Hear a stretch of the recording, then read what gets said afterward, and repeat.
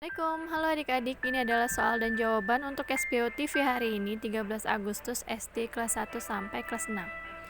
Soal pertama ini tentang bahasa Inggris ya, untuk jawaban hanya sebagai panduan orang tua saja. Number 1, read 5 kinds of instruction with the meaning.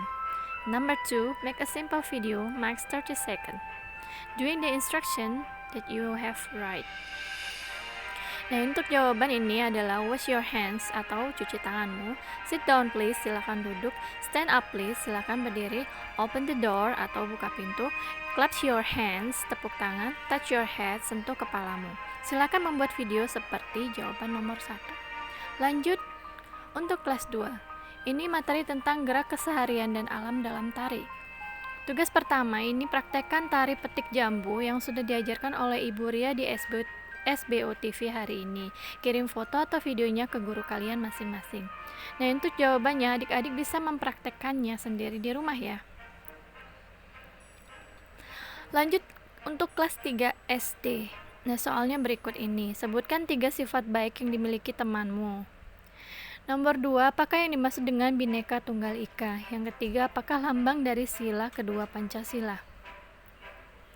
Untuk sifat baik teman, ini yang ada yang suka menolong teman, penyayang binatang, suka membantu orang tua.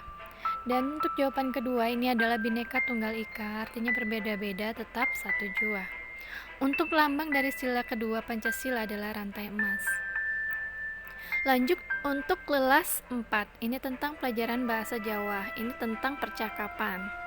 Lalu kirim ke gurumu ya. Ini tentang Ade dan Pak D serta ibu ya. Pak D, sonten-sonten kok taksi dan ten kebon. Pak D bilang nih, yo di urung rampung iki. Taksi nopo to Pak D? Resik-resik di. Laniku pun apa ikang?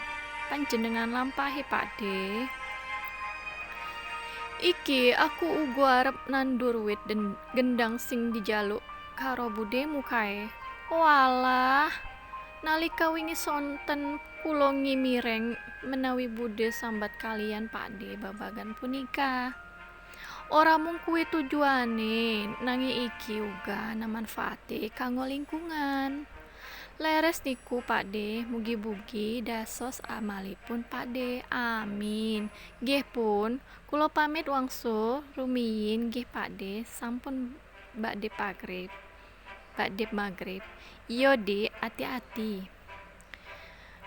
Nah, mohon maaf untuk bahasa Jawanya mungkin kurang ngena karena memang aku sendiri bukan orang Jawa ya. Nah, ini untuk kelas 5, materinya tentang jenis-jenis kegiatan ekonomi dan pengaruhnya. Identifikasi jenis-jenis kegiatan ekonomi yang ada di sekitar tempat tinggal kalian dan jelaskan pengaruhnya.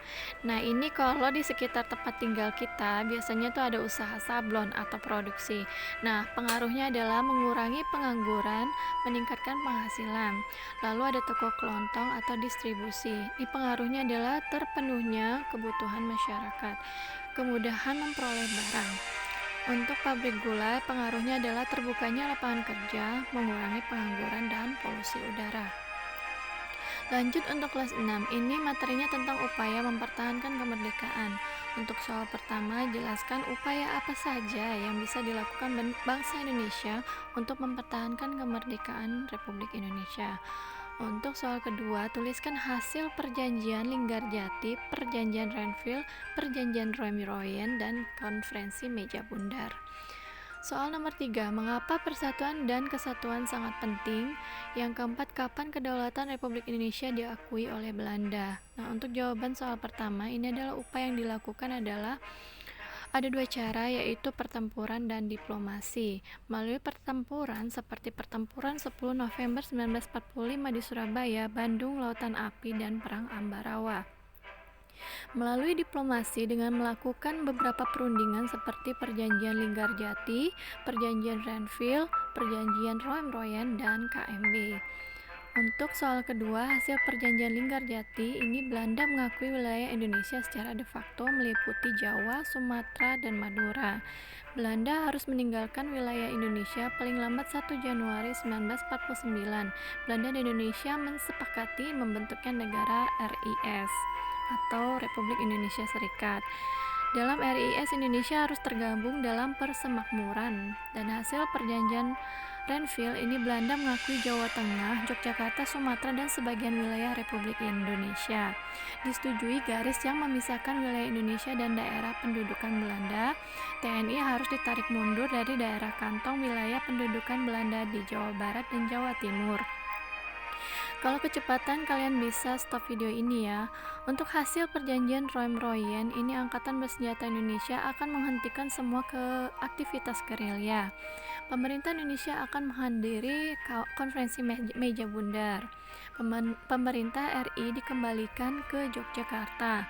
Angkatan Bersenjata Belanda akan menghentikan semua operasi militer dan membebaskan tawanan perang. Untuk hasil perjanjian KMB, ini Belanda mengakui RIS, Irian Barat akan diserahkan setahun setelah pengakuan kedaulatan. Dibentuknya Uni Indonesia Belanda, RIS mengembalikan hak milik Belanda dan memberikan hak konsesi serta izin usaha untuk perusahaan Belanda pengambil alihan utang Hindia Belanda ke RIS. Untuk soal ketiga nih jawabannya, kita harus menjaga persatuan dan kesatuan agar kita menjadi bangsa yang kuat dan tidak mudah untuk dijajah kembali, serta agar kita bisa mempertahankan kemerdekaan Indonesia yang sudah diraih dengan susah payah. Untuk jawaban keempat, Belanda mengakui kedaulatan Republik Indonesia pada tanggal 27 Desember 1949, yaitu ketika Soeverio ini Toet Sovereigntas, penyerahan kedaulatan ditandatangani di Istana Dam, Amsterdam. Ya itulah adik-adik untuk soal dan jawaban tanggal 13 Agustus 2020 hari ini untuk kelas 1 sampai kelas 6. Jawaban hanya sebagai pedoman saja ya, usahakan untuk kerjakan sendiri dulu. Semoga bermanfaat. Wassalamualaikum, bye-bye.